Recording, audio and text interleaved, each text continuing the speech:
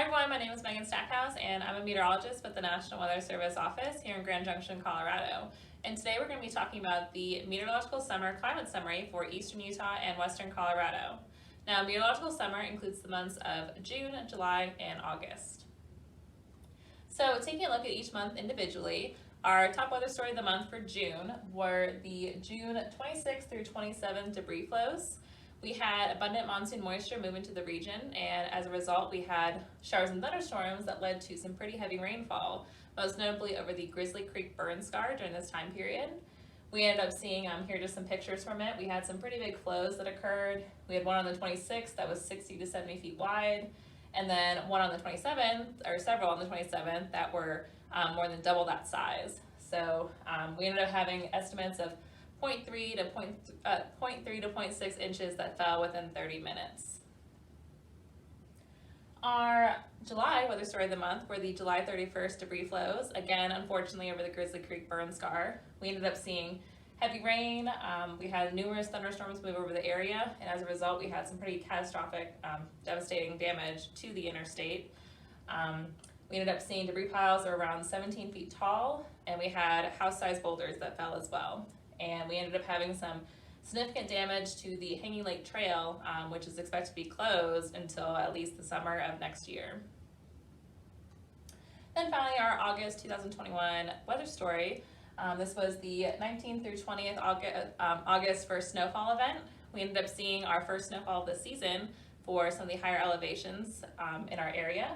The Grand Mesa ended up seeing about 1 and 2 inches of snow. You can see this webcam image from Skyway.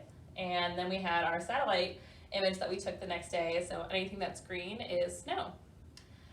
We also saw some much needed rain in the lower valleys, with the Grand Junction area receiving quite a bit of rainfall. We actually ended up setting a 2 record precipitation in a 2-day period, and some areas ended up seeing up to 1.5 inches with this event. Taking a look at high temperatures across the region for the summer season, high temperatures were quite warm, especially in early July. That's when we hit most of our high temperatures for the season. Candylands was the warmest with 109 degrees on the 9th. Grand Junction, we set an all-new, all-time record high temperature with 107 degrees, again on the 9th. The most mild high temperature was 92 degrees at Aspen, again on the 9th. Looking at low temperatures for the season, low temperatures, most of them were recorded in June, around mid-June. We ended up seeing the coldest temperature of 29 degrees at the Craig Airport on June 11th. Grand Junction, we had the most mild low temperature with 49 degrees, which occurred June 11th and also on August 20th. Other sites, they were generally in the mid to upper 30s to low to mid 40s.